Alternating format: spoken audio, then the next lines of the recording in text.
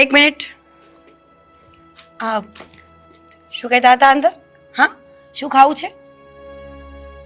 દૂધપાક. અચ્છા, દૂધપાક ખાવો છે, પૂરી ખાવી છે, બીજું શું ખાવું છે? રોટલા ને ઓળો.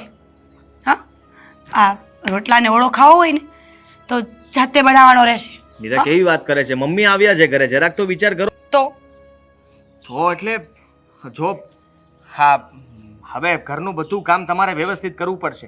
અંકિતા વહુને સમજાવી દેજે મમ્મી આવી ગયા છે તો આ ઘરની બધી જવાબદારીઓ તમારી માથે છે. મમ્મીને કંઈ ખબર ના પડવી જોઈએ કે તમે લોકો ઘરના કામ નથી કરતા. હા, તો નહીં પડે ને. તમે અને સાગરભાઈ વહેલા 4 વાગે ઉઠી જજો, ઘરના બધા કામ 7 વાગે ત્યાં પતાવી દેવાના. તો એનું ઈ જ થયું ને.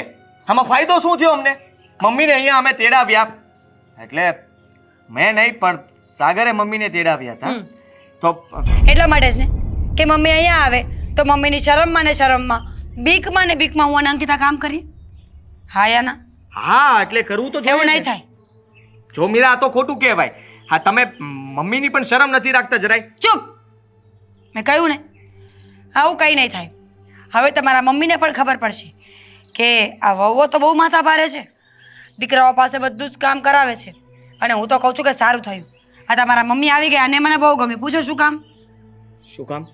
આ શેરી વાળવા કોઈ આવતું નહોતું, કેટલા દિવસથી કચરો પડ્યો છે, આ ગુલાબના છોડ સુકાઈ ગયા છે, કોઈ પાણી નથી પીવડાવતું, અને આવા ઘણા બધા કામ છે જે કોઈ નથી કરતું. એ હવે તમારા મમ્મી કરશે ને. દેશમાં ખેતી કરીને આવ્યા છે એટલે સારું એવું નોલેજ હશે એમને, કે નહીં? એમને તો બધું નોલેજ છે, પણ તમને જ કઈ બુદ્ધિ જેવું નથી. જરાય શરમ જેવું તો કઈ છે નહીં. અને હજી પણ તમે તમારી જવાબદારીમાંથી ભાગો છો. મીરા, મને તો એમ થાય છે કે તને કઈ રીતના સમજાવી. તમે લોકો ક્યારે સમજશો કે હવે અમે બધું ઘરનું કામ કરી લેશું? હા, બધું છે ને તારા માટે કરવું પડે છે. જેટલું ઊંચેથી બોલવામાં આવશે ને એટલી આડોડાઈ વધશે. એટલે હું ધીમે જ વાત કરી રહ્યો છું. હું ખાલી એટલું કહું છું કે મીરા, આજ નહીં તો કાલ આ બધી જવાબદારી તારે નિભાવી તો પડશે ને. અત્યારથી ધીમે ધીમે કામ કરવાનું ચાલુ કરીશ તો કાલ સવારે વધારે કામ હશે તો પણ તું કરી શકીશ. હવે જેટલી સલાહ આપવામાં આવશે ને એટલી આડોડાઈ થશે. હા, તો ચોખ્ખી ભાષામાં કહીએ તો આને આડોડાઈ ન કહેવાય. તો પણ તમે ગેર જિમ્મેદાર વ્યક્તિ થઈ ગયા છો. અને તમે જિમ્મેદાર છો? હા, તમને તો એમ હતું કે મમ્મીને બોલાવી લઈએ એટલે રાજકુમાર થઈ જશું.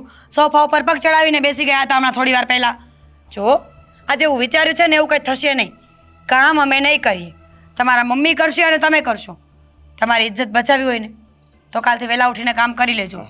બાકી મમ્મીના મોઢા પર છે ને હા ખબર પડી જશે કે તું કંઈ કામ નથી કરતી. અંકિતા વહુ બધું કામ કરશે, મમ્મી પાસે સારા પણ થશે. તો જરાક વિચાર કર.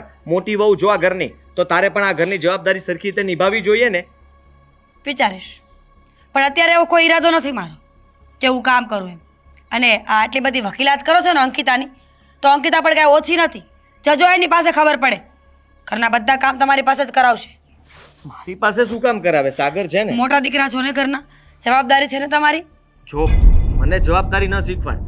અને આ બધી વસ્તુઓ તે પણ જે મગાવવાની હોય કહી દે, હું લઈને આવું. ફટાફટ રસોઈ બનાવો એટલે મમ્મી વહેલા જમે છે તો વહેલા જમી લે. વાસણ તમે કરશો?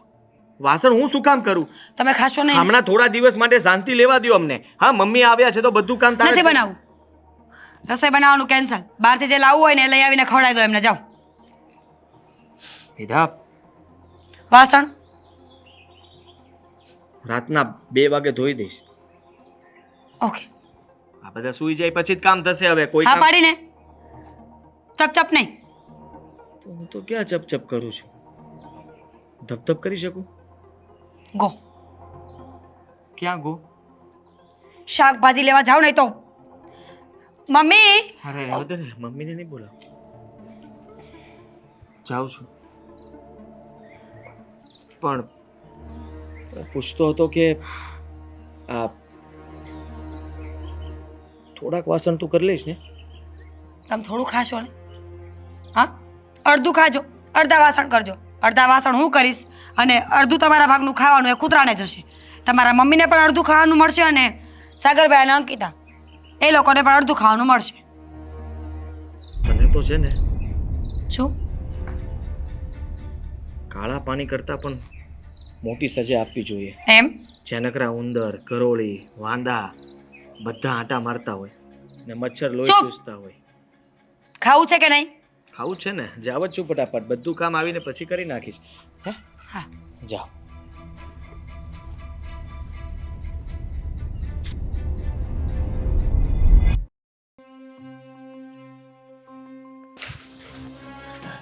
શું છે પણ?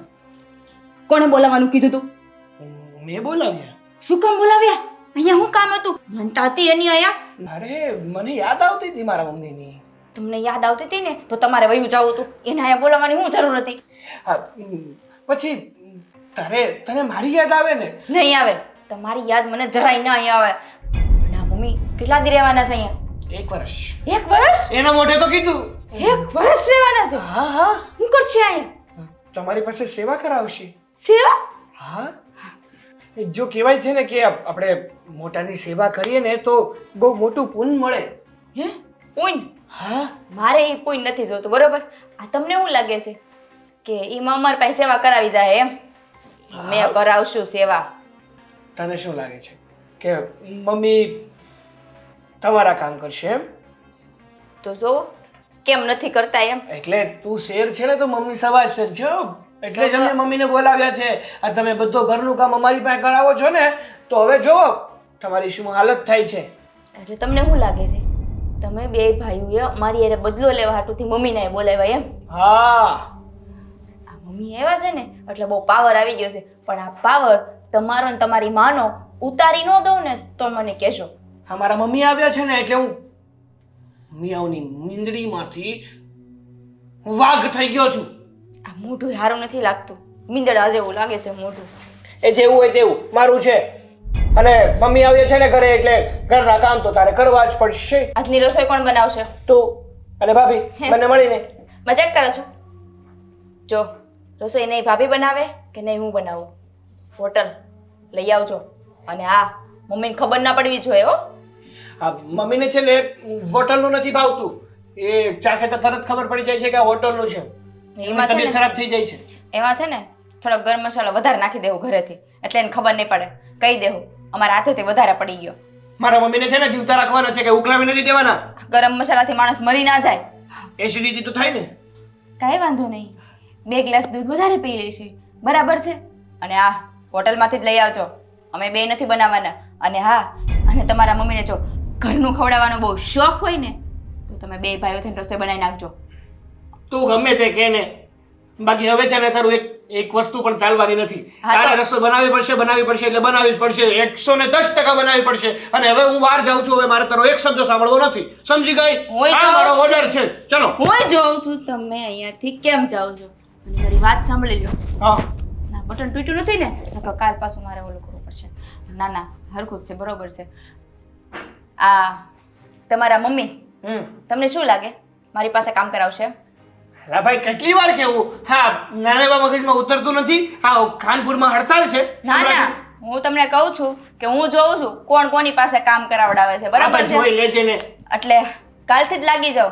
તમારી મમ્મી પાસે આ બધી ઘરની સફાઈ ન કરાવડાવું ને તો તમે મને કહેજો. હું કહી દઈશ. હું હું કહેવાનું કહી દઈશ નહીં, હું એને કહી દઈશ આ ઘરની બધી સફાઈ એની પાસે કરાવડાવું અને ઘરના બધા કામ કરાવડાવું અને હું આરામ કરીશ. જોઈએ છે. સમય આવે ને ત્યારે જોઈએ છે. હા, એટલે આ ખોટી લપ ના કર. જાઓ કેરીનો રસ લાવજો. આ ડોશી પણ ક્યાં અહીંયા આવી ગઈ છે ને, ત્યાં સુધી ઘરના બધાય કામ કરાવી નાખે.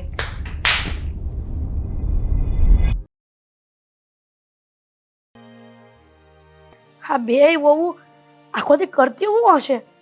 ફળિયાય હરખા નથી વાળતા. આ દાદરા તો જો આખો કાયવા હોય ને મહેમાન તો એ ભૂંડા લગાડે એમ છે. લાય હું સાફ કરી નાખું ને. હાવણીયું ને વેતા નથી જોતા. આની કરતા અમારા ગામડામાં હાવણીયું હારી હોય. માં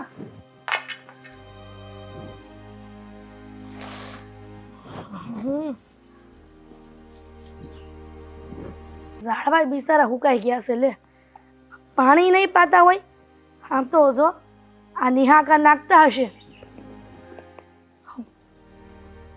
તો ચાલુ જ છે.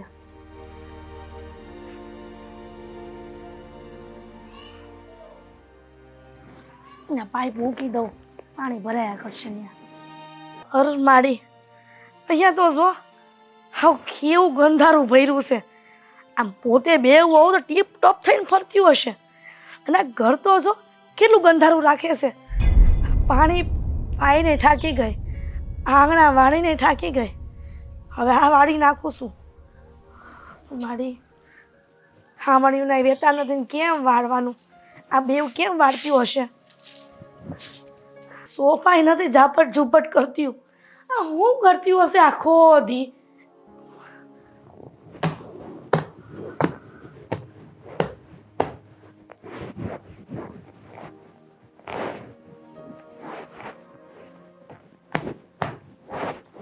એક છેલ્લું રસોડું બાકી રહ્યું છે, કરી નાખું.